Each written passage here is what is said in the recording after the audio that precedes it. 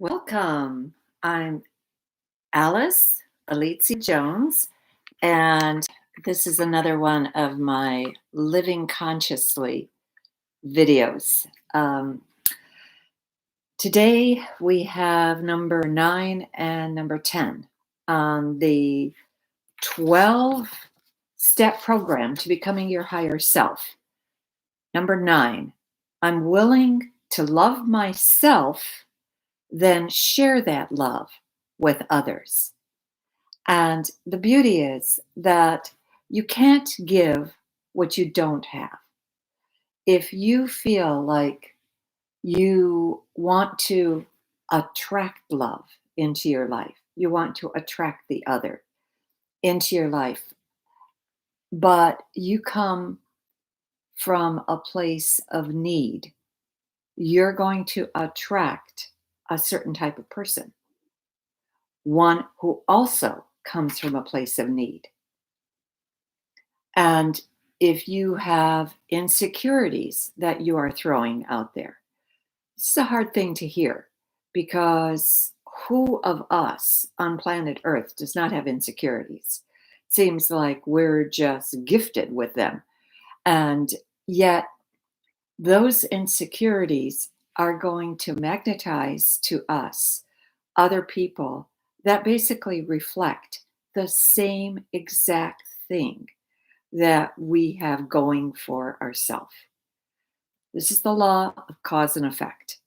And in in this principle, I am willing to love myself, then share that love with others.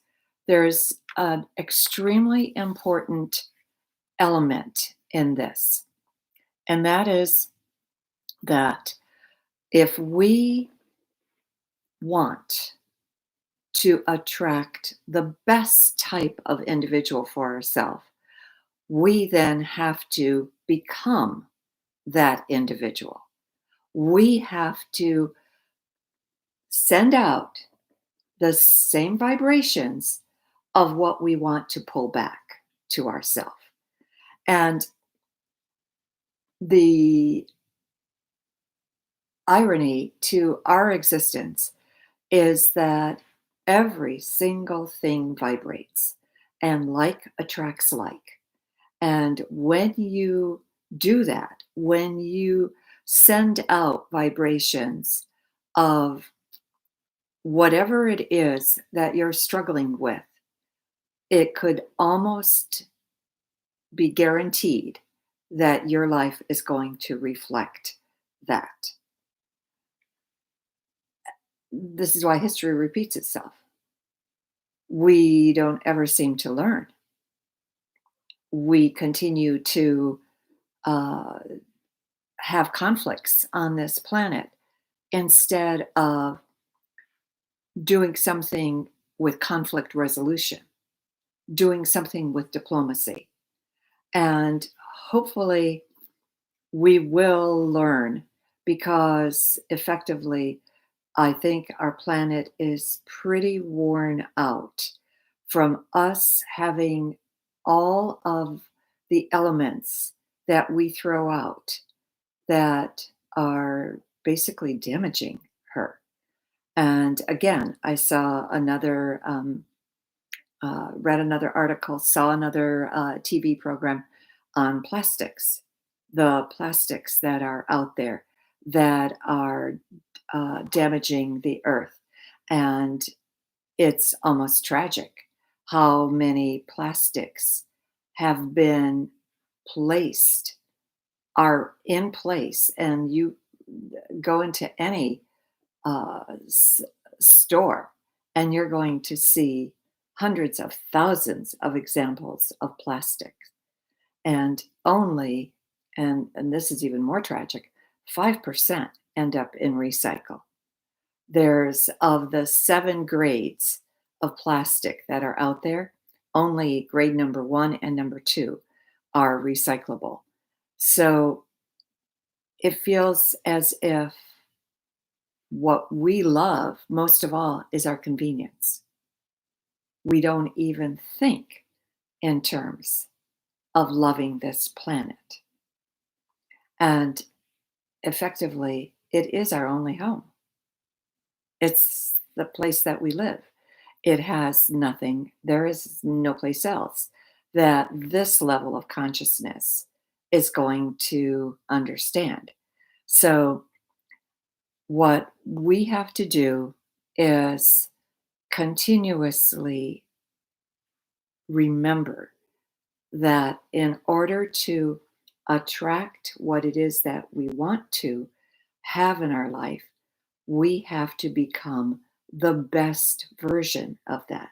And I can think back on my childhood before plastics were developed. How did we survive?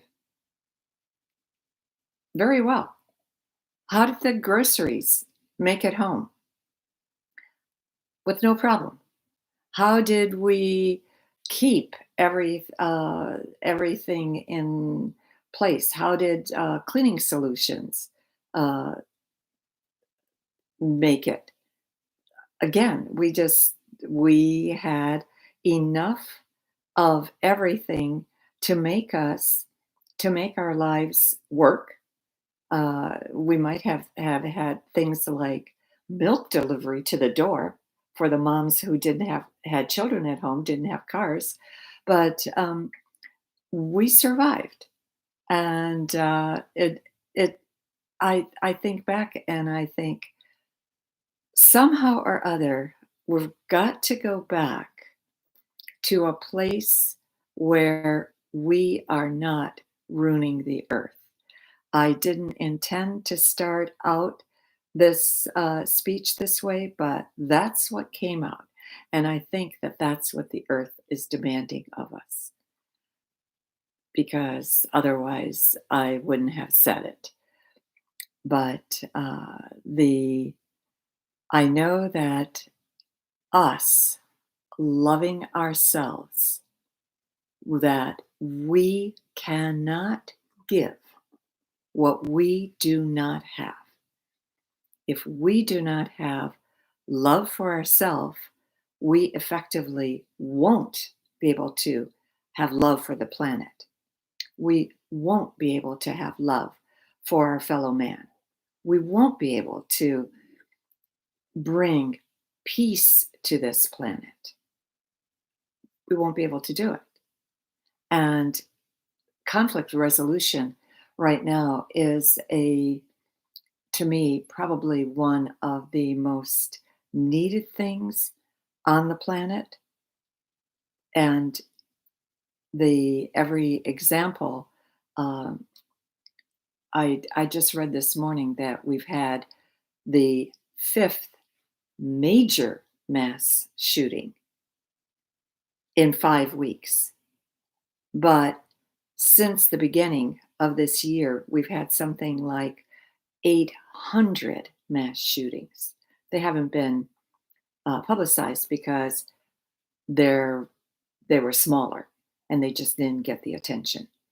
So, I mean, we haven't even finished the fourth month of the year, and this last one where 8 people were killed and then the gunman turned the gun on himself um, was at FedEx.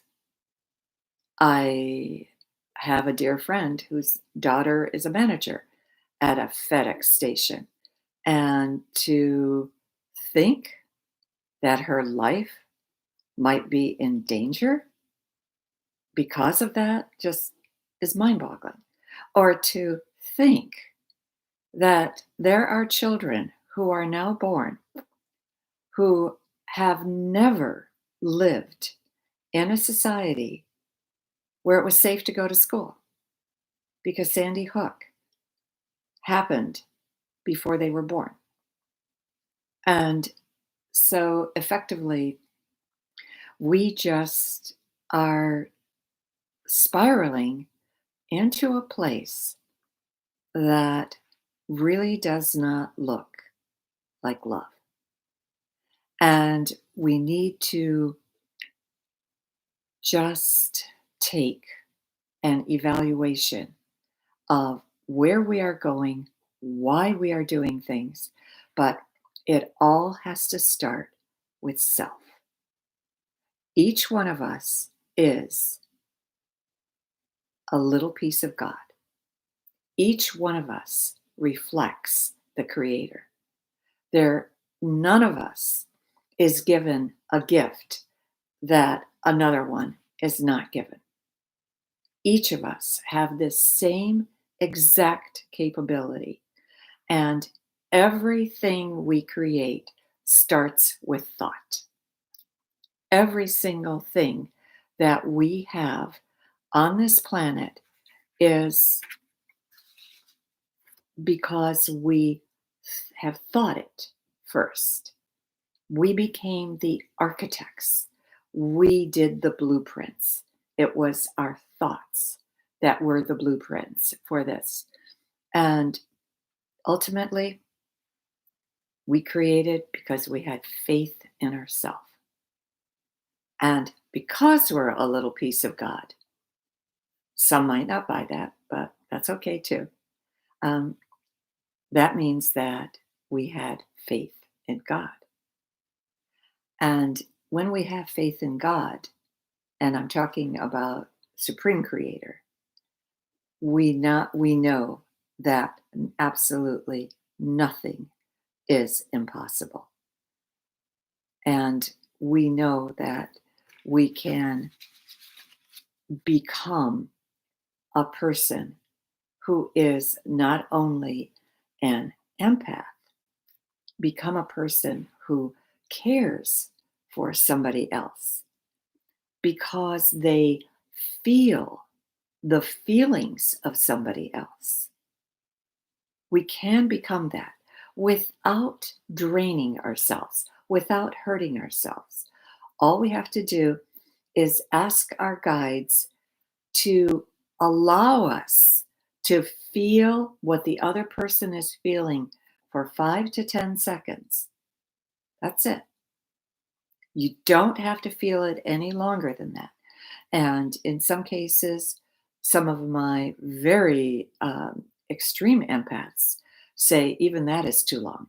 They just hand everything over to the Creator and just say, please help me with this process because they feel that the Creator does a better job. I kind of take a different view, and I think that that is why we were given free will.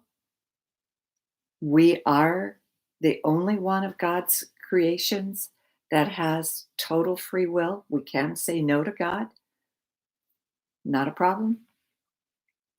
We're at, in God's estimation, we're like little kids in a sandbox throwing sand at each other, getting it into our eyes, getting it into our hair, just getting it into our mouth because we're so careless with what we're doing.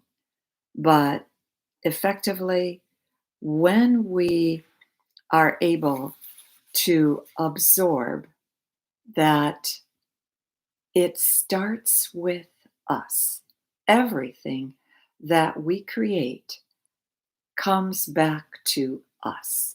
And I'm going to give a presentation on Monday to Rays of Healing Church, and it's called Ho Ponopono. It's a Hawaiian healing, and it basically is healing through the power of forgiveness. But it's always, again, everything goes back to us. So, in my estimation, love is the only 4-letter word you need to know, and love absolutely is the answer. We do we can have a peaceful world. We can bring about what it is that so many of us desire for each other. We can bring about peace, but we're going to have to reflect it in our own lives first.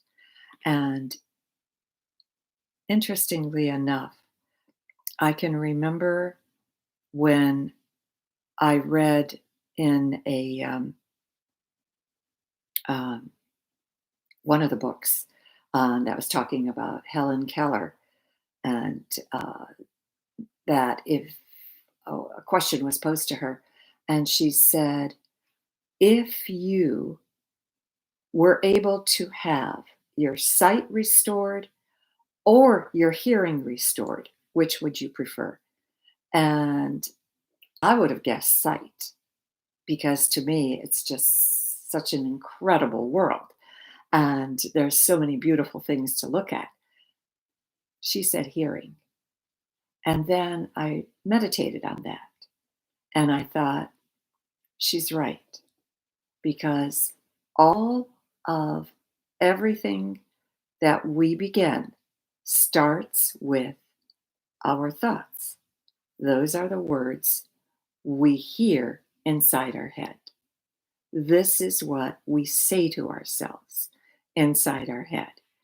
And these words are the words that are going to create our reality.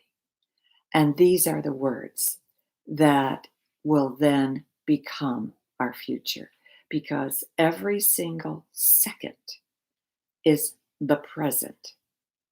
We present the present, the present, the present. The second passed, it's gone. So we cure everything in the present. And so keeping our emotions at bay, keeping our emotions level, keeping our emotions from taking off in wild directions, and living a life of neutrality will be at least a start to getting our countries to be able to live their life of neutrality. I've been watching the last couple uh, weeks the Atlantic crossing, and about the Danish crown princess who is escaping her country, Denmark, during World War II. And Denmark had declared neutrality, as had Sweden, as had Switzerland, but the Germans overran it anyway. They didn't honor that. And so effectively, I go back to the fact that that is where our emotions have to settle. We have to get to a place of neutral, so that our emotions are neither high nor low, that they don't rise to extremes and they don't plummet to despair. Um, it's great to be excited about something. I I love being excited and thrilled and and exalted and exalt and things like this. But I don't live there.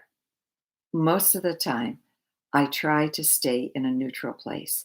And I had a really severe lesson handed to me in this past week, because I made a statement of what I thought was fact, and it was about another person, and it just and it had no intention of dissing them, but yet that's the way they interpreted it, that I was knocking them, I was mocking them.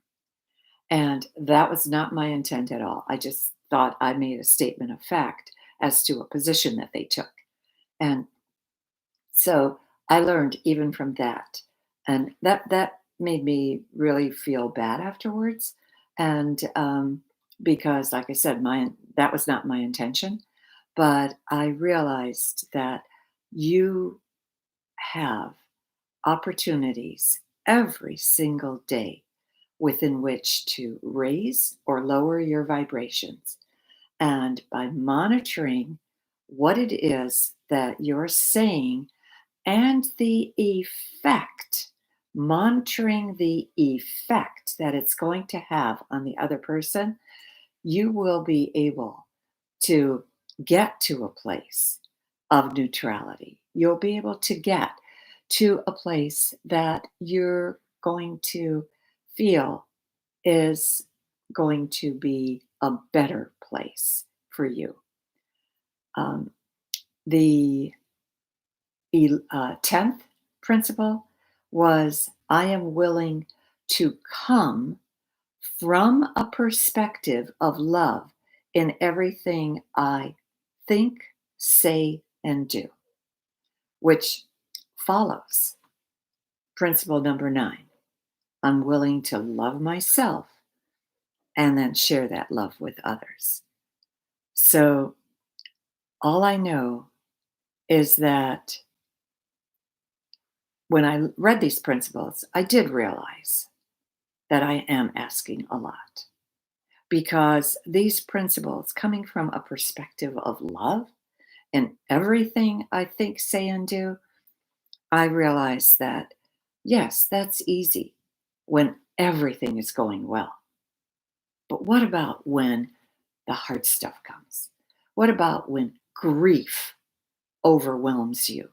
What about when that grief turns to outrage? This is what we're experiencing in parts of the country right now. And when we then pass judgment on the injustices that are happening. And I know in reading the I Am discourses, one of the things that Saint Germain says is continue to make the statement, I am the perfection of God, experiencing everything around me. I am the perfection of God, experiencing everything around me.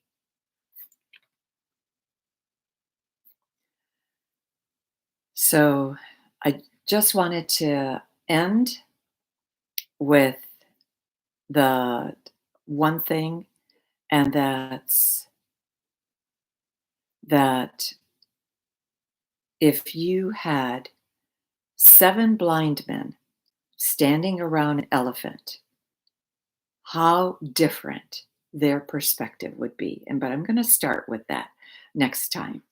I thank you for watching, and I am going to sign off, and I'll see you next week.